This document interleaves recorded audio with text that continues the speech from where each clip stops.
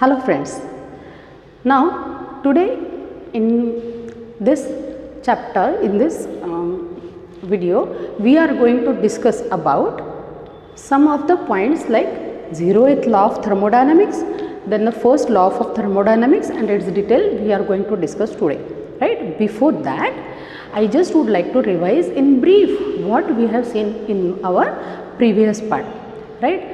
काल काय पाहिलं होतं आपण बरं? काल आपण असं बघितलं होतं बघा, आपण पाहिलं होतं की थर्मोडायनॅमिक प्रॉपर्टीज म्हणजे काय आणि त्याच्यात आपण पाहिलं होतं first we have seen what does mean by extensive property, then we have seen about what does mean by intensive property, correct? नंतर आपण पाहिलं होतं द थर्मोडायनॅमिक प्रोसेसेस. याच्यात आपण पाहिलं होतं what are the thermodynamic processes. पहिले आपण पाहिलं होतं what is isothermal process, temperature remains constant. What is adiabatic process, heat remains constant. What is isobaric process, pressure remains constant. What is isochoric process, that is in it the volume remains constant. What is cyclic process, work done is 0. What is a reversible process, work done is maximum in the reversible process, right? What does mean by the irreversible process? Work done is not maximum. No maximum work is obtained in irreversible process. We have seen the characteristics of reversible and irreversible processes also, right? काय होते बरं हे आपण म्हटलं होतं reversible process म्हणजे अशा processes की ज्यांची डायरेक्शन रिव्हर्स करू शकतो, राईट? ड्रायव्हिंग फोर्स आणि अपोजिंग फोर्सच्या मॅग्निट्यूडमध्ये फारसा फरक नसतो, राईट? आणि ह्या रिव्हर्सिबल प्रोसेस ही स्लो प्रोसेस आहे, तर इरिव्हर्सिबल प्रोसेस ही फास्ट प्रोसेस आहे, राईट? देन आपण बघितलं होतं की डायरेक्शन आपण चेंज करू शकतो रिव्हर्सिबल प्रोसेसची, इरिव्हर्सिबल प्रोसेसची नाही करू शकत. आपण पाहिलं होतं रिव्हर्सिबल प्रोसेसेस या आर्टिफिशियल किंवा मॅनमेड प्रोसेसेस आहे, तर इरिव्हर्सिबल प्रोसेस या नॅचरल प्रोसेसेस आहे, राईट? यामध्ये एक हे जे आपण प्रॉपर्टीज आणि प्रोसेसेस बघितल्या, याच्यात प्रोसेसेसमध्ये generally distinguish between the properties, distinguish between the different processes as the isothermal process and adiabatic process मध्ये डिस्टिंग्विश करायला विचारलं तुम्हाला जाऊ शकतं परीक्षेत, किंवा आयसोथर्मल द रिव्हर्सिबल आणि इरिव्हर्सिबल प्रोसेसेसमध्ये डिस्टिंग्विश करायला विचारलं जाऊ शकतं, right? We have seen it in detail now. तसंच मला एक पॉईंट तुम्हाला अजून महत्त्वाचा लक्षात आणून द्यायचा आहे, तो असा की when we have seen about the properties, the thermodynamic properties, that during that we have seen the intensive properties, right? आता या intensive properties मध्ये मी एक महत्त्वाची प्रॉपर्टी तुम्हाला सांगितली होती, that is the example of density. तुम्हाला अपेक्षित होतं की तुमच्याकडून प्रश्न विचारला जावा की as density is directly dependent upon the mass, how it can be a intensive property? But that question has not been arose, right, yesterday. So मला एक छोटंसं इथे तुम्हाला एक्सप्लेनेशन द्यायचं आहे. Why does density is the intensive property? Now tell me that what is density? We all know that density is the ratio of what? Mass and volume, right? Mass and volume. It is the ratio of mass and volume.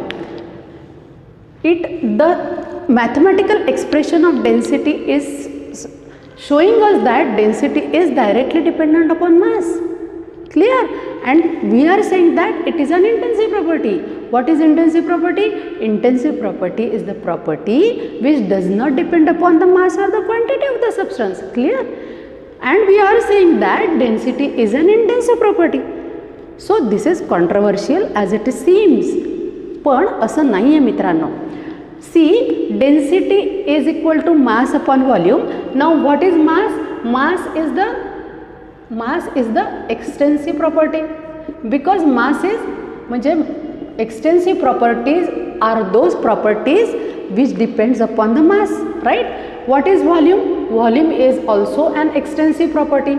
So the ratio of both extensive property is an intensive property. So properly keep in mind here that even though density it seems to be an extensive property, it is not extensive property. Density is an intensive property. right? Because it is a ratio. It is a ratio of mass and volume. So all the ratios are the intensive properties. Keep in mind properly, dear friends, right? So density is an intensive property. So we have discussed yesterday about all the types of properties, thermodynamic properties and the thermodynamic processes. Now today we are going to go forward towards the laws of thermodynamics. First of all, we will discuss about the 0th law of thermodynamics. Now what is 0th law of thermodynamics, right? As I told you that thermodynamics itself is a special separate branch of chemistry, right? Now it does mean that it itself has its terminologies, its basic concepts, right? Its fundamental properties and types of processes that we have discussed till now, all this. And now the laws of, we are starting today about the laws of thermodynamics. So first of all, we are going to discuss in this part the 0th law of thermodynamics and first law of thermodynamics. I will explain you now about the 0th law of thermodynamics.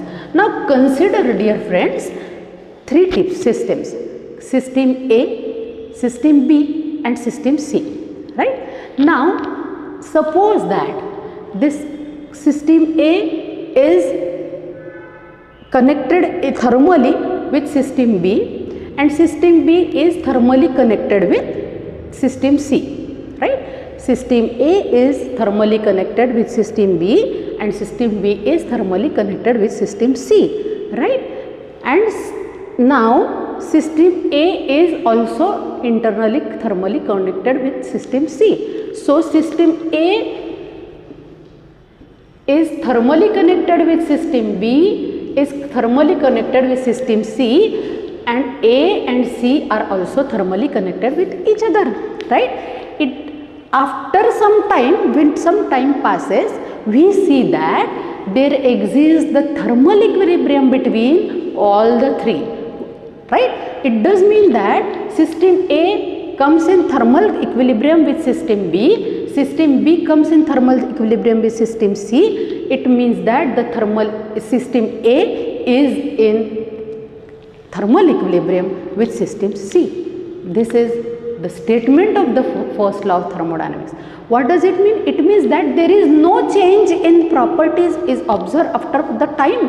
As it passes with time, there is no change in the properties if the systems are kept in the thermal connection. They are connected thermally, right? Again and again I am telling you, the therm means the temperature, right? It means that the temperature is throughout remains the same and all the system, they comes in the thermal equilibrium. Is it clear to you, my dear friends? So this is called as the 0th law of thermodynamics. Again I will repeat, what is 0th law of thermodynamics? The 0th law of thermodynamics says that if system A is in thermal connection with system B and in thermal connection with, it is in thermal connection with system C, then with time there exists the thermal equilibrium between all the 3. There does not, the properties of the thermal properties of all the system remains same. This is the 0th law of thermodynamics. Is it clear now? Right? Now we will go towards the first law of thermodynamics. What does this first law of thermodynamics say?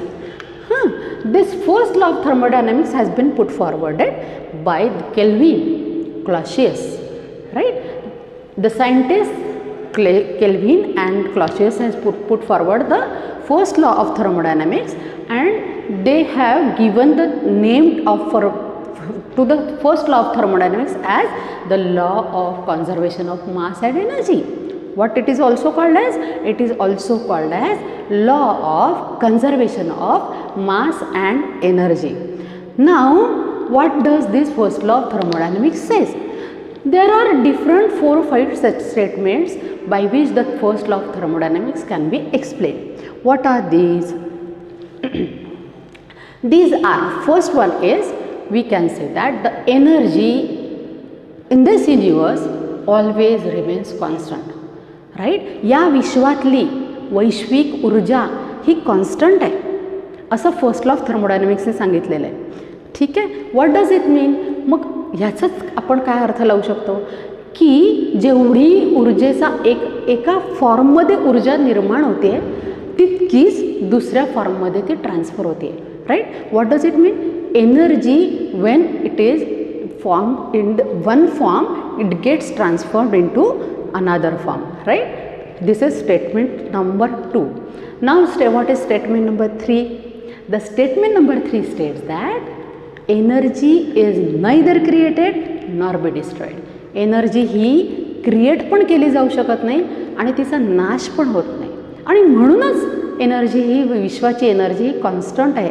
वैश्विक ऊर्जा constant आहे आणि म्हणूनच आज आपण म्हणतो आहे global temperature, global warming, global टेम्परेचरमध्ये राईज होतो आहे. हे सगळं का होतं आहे बरं? ग्लोबल टेम्परेचर याचाच अर्थ काय की ग्लोबल टेम्परेचरमध्ये राईज होतं आहे याचाच अर्थ काय की एक कुठंतरी ती कॉन्स्टंट एनर्जी आहे. ग्लोबल टेम्परेचर कॉन्स्टंट असल्याशिवाय आपण म्हणतो का की थ्रेशोल्ड एक कुठली तरी त्याची व्हॅल्यू आहे आणि त्याच्यावरपेक्षा ती जास्त होती आहे. Isn't it? So it's a comparative statement आणि म्हणूनच आपण म्हणतो की वैश्विक एनर्जी कशी आहे ही कॉन्स्टंट राहायला पाहिजे. Clear? So the first law of thermodynamics has kept a light on it and it says that the total energy of the universe always remains constant. Right. So this forms the first statement of first law of thermodynamics. Then we have seen that if the one form of energy appears, then the another it gets converted into the or transformed into the another form of energy. Right. So the transformation of energy from one form to another form always occurs. This is the second statement of first law of thermodynamics. What is third statement I have given you? Energy is neither created nor be destroyed. Right. So this forms the third part of the third statement of the thermodynamics. Next, it can also be expressed as the whatever energy is conserved, right, that is the total energy of an isolated system is conserved. Isolated system ची total energy जी असेल ती नेहमी conserved राहते. Similarly, it can also be expressed as the total mass of the isolated system always remains same. ठीक आहे. So further आइन्स्टाईनच्या इक्वेशनवरून जसं आपण म्हटलो की E is equal to mc², right? From this equation we can say that the total mass as well as the total energy of the isolated system always remains same, and hence the first law of thermodynamics can be said as the law of conservation of mass and energy. Right. काय म्हणतो first law of thermodynamics? थर्मोडायनॅमिक्सचा जो modified first law of थर्मोडायनॅमिक्सचा जो modified form आहे ना त्याला आपण कसं म्हणू शकतो? Law of conservation of mass and energy according to the Einstein equation. काय एक्सप्लेनेशन द्यायचं आहे याचं? तर according to the Einstein equation as E is equal to mc² where c is constant. What is c? C is the velocity of light which is constant, and hence E is equal to m, or we can say E is proportional to m. As E is proportional to m, we can also say that mass, total mass of the isolated system also is remaining constant, and hence we can say that total mass as well as total energy of the system, all isolated system always remains constant. Is it clear to everyone now? So these are 5 statements by which the first law of thermodynamics can be expressed. Right? Now consider a system. To a system, if a small amount of heat, that is Q, is supplied, then this Q, that is the heat, a small amount of heat is supplied, it will be utilized in what? It will be utilized in the work done, right? It will be utilized in performing some or other amount of work, right? As well as it will be utilized in as a form of internal energy. Clear? Now, internal energy is a state function. Now, what are the state functions that I am going to coming down with the further discussions here? Just now you keep in mind that the internal energy is a state function. So, whatever amount of heat is supplied to the system, that will be utilized in performing some of the work, and it will form some of the internal energy, right? Now, since internal energy is a state function, we cannot write internal energy as E only, we will write it as delta E. Why? This question I will answer further in the coming points. So, Q is equal to W plus delta E. This forms the mathematical expression of first law of thermodynamics. Is it clear to you? So, how we will express the first law of thermodynamics mathematically? We can express the first law of thermodynamics as it gives the relationship between the internal energy, heat supplied to the system, and the work done or the work performed by the system, and it can be given as Q is equal to W plus delta E. Q is equal to W plus delta E. हे समजले सगळ्यांना? Is it clear? Are you getting my point? Is it clear to everyone? Right? Now we will go to the sign conventions of Q, delta E and W. आता बघा, एकतर काय होईल की सिस्टीमला ज्यावेळी हीट सप्लाय केली जाते त्यावेळी एकतर हीट ॲब्झॉर्ब केली जाईल किंवा हीट बाहेर लिबरेट केली जाईल, राईट? मग ज्यावेळी हीट ही ॲब्झॉर्ब केली जाते ऑब्व्हियसली ती गेन केली जाते म्हणजे प्लस होते, right?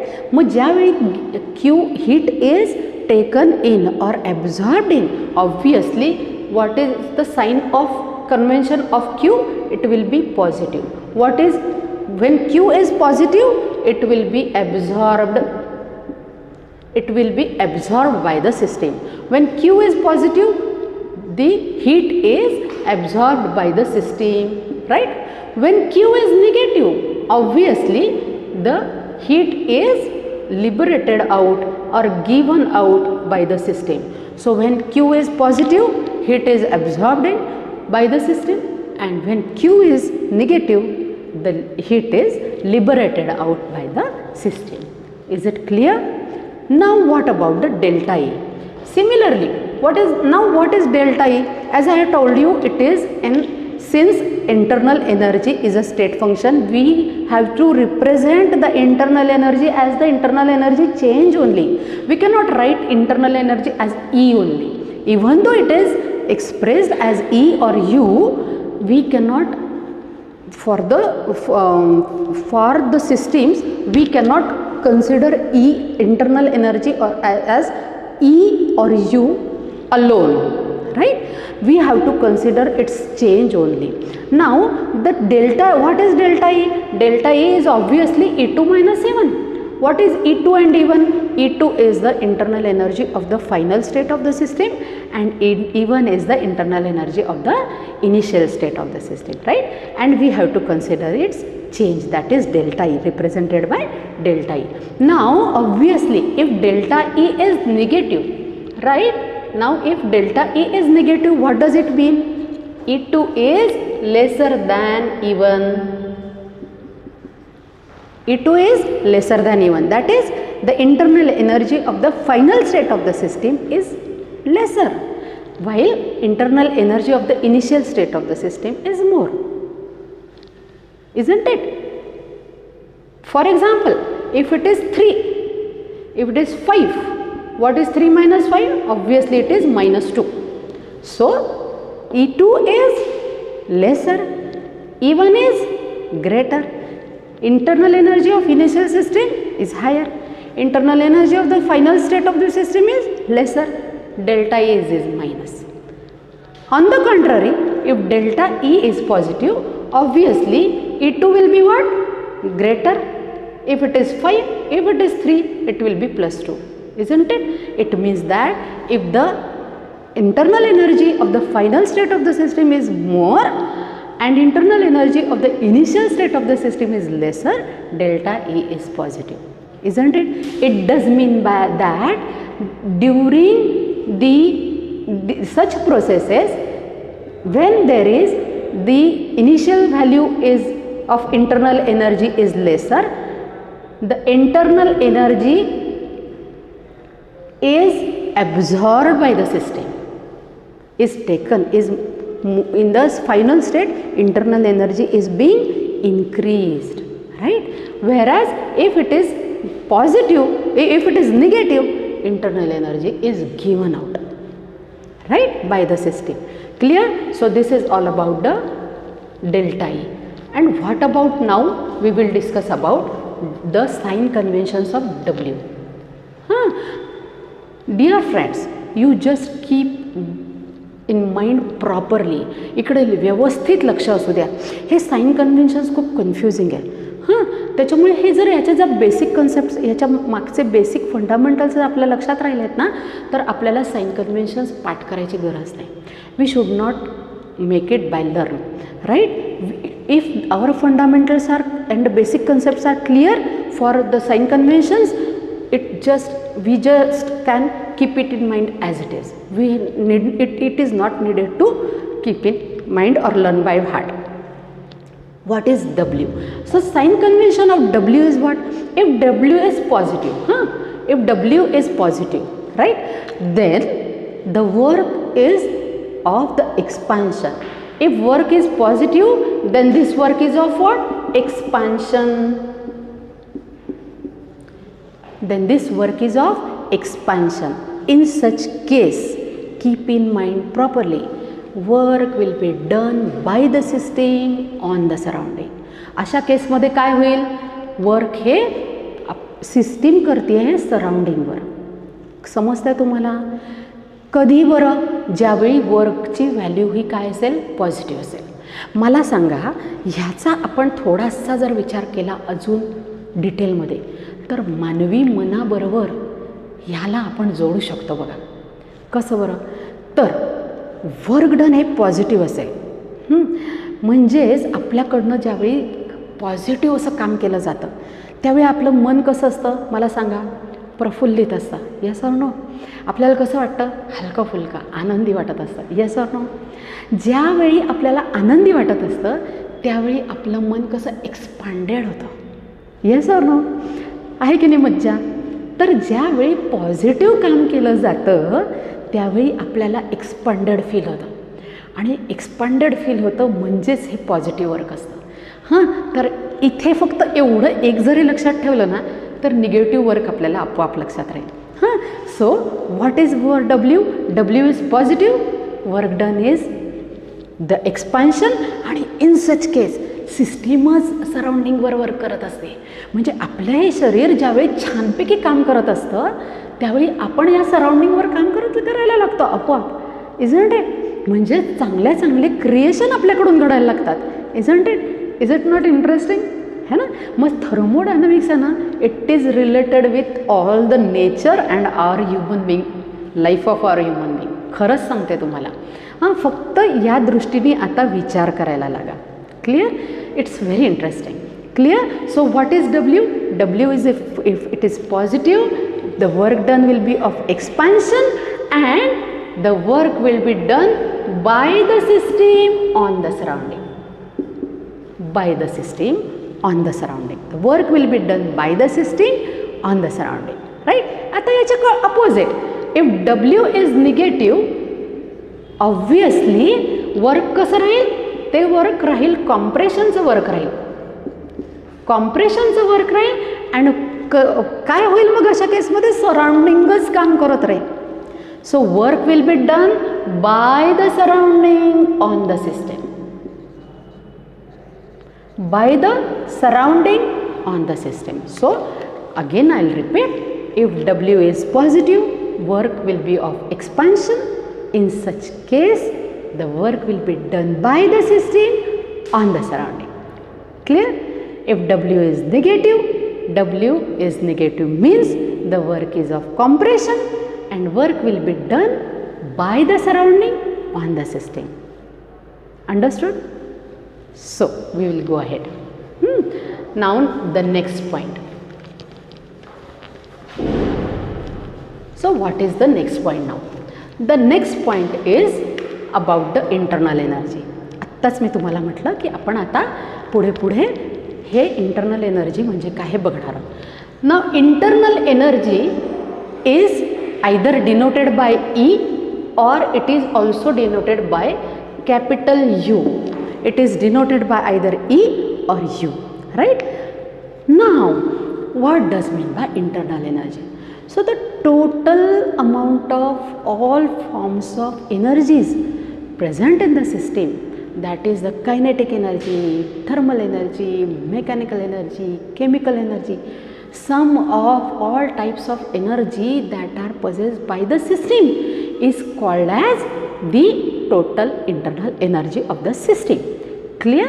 Now it is denoted either by E or by U. That is the internal energy. Next point is enthalpy. What does mean by enthalpy? Enthalpy is denoted by capital H and it is defined as the total heat content of the system.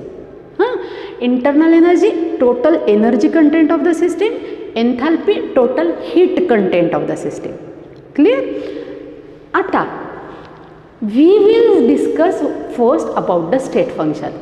Now dear students, get it understood properly again, since this is also again very important question from the point of view of examination, as examiners generally asked, explain why internal energy, enthalpy are the state functions.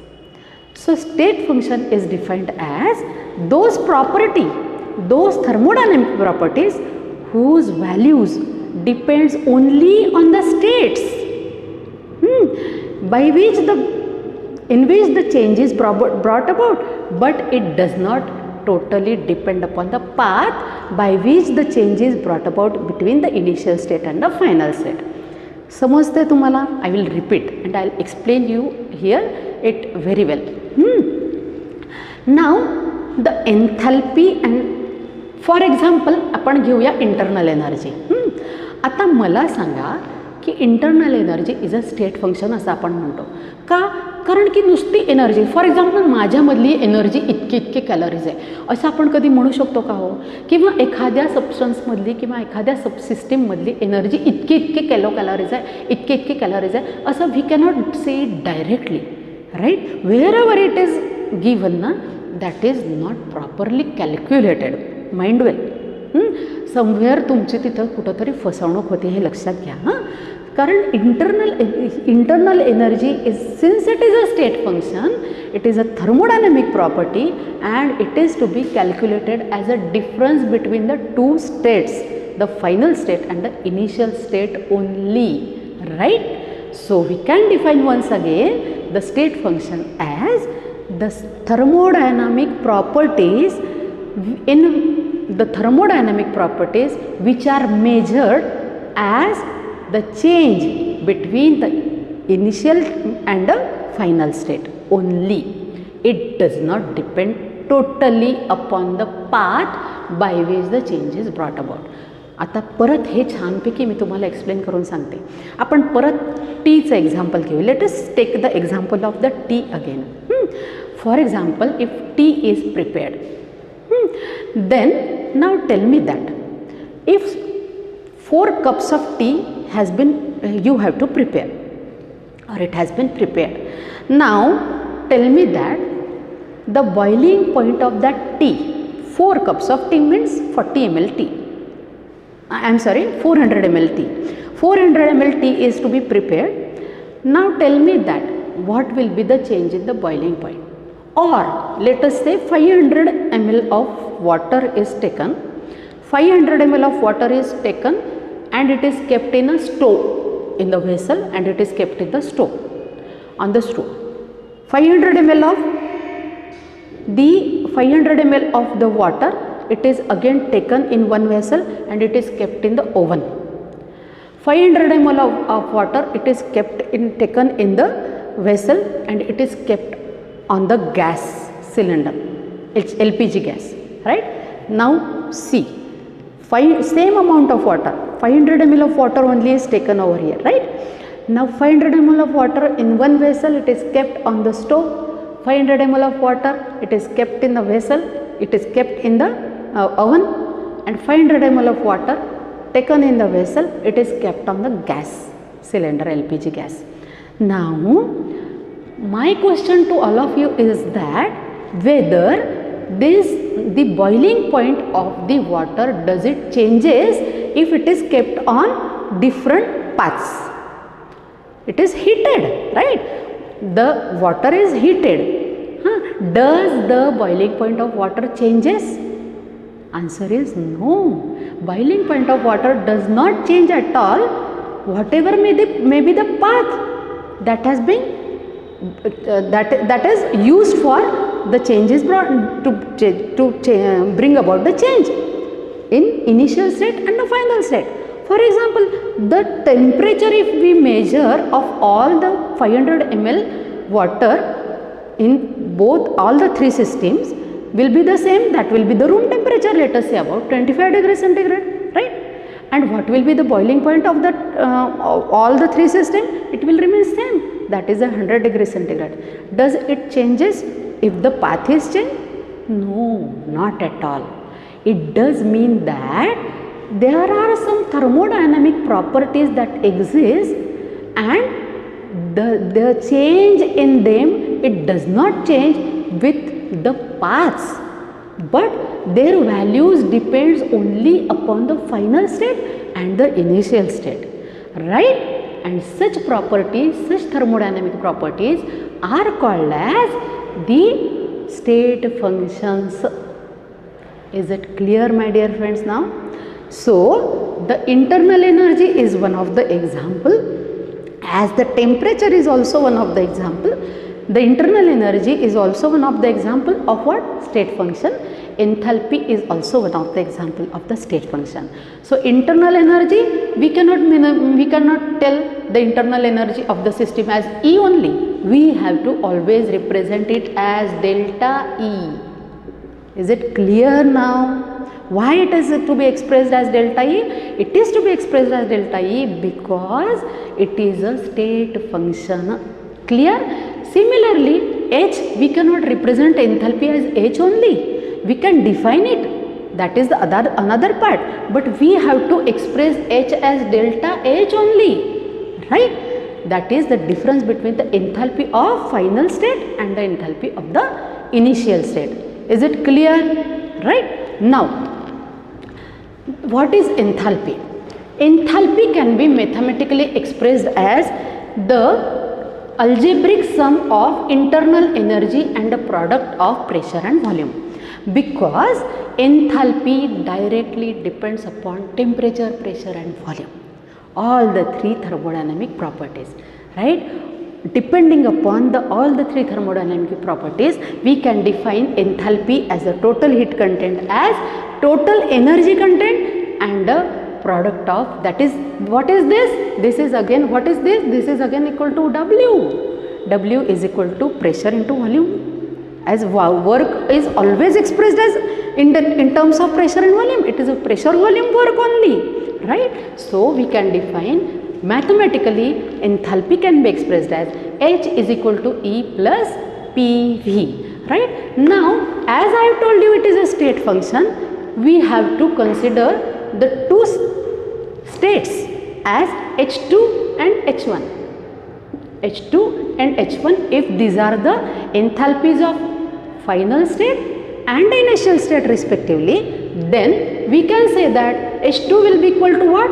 E2 plus PV2, right? Now, why P is constant? That I will explain you. H1 is equal to what? E2 plus PV1, right? Now, why here it is, we have considered pressure as constant.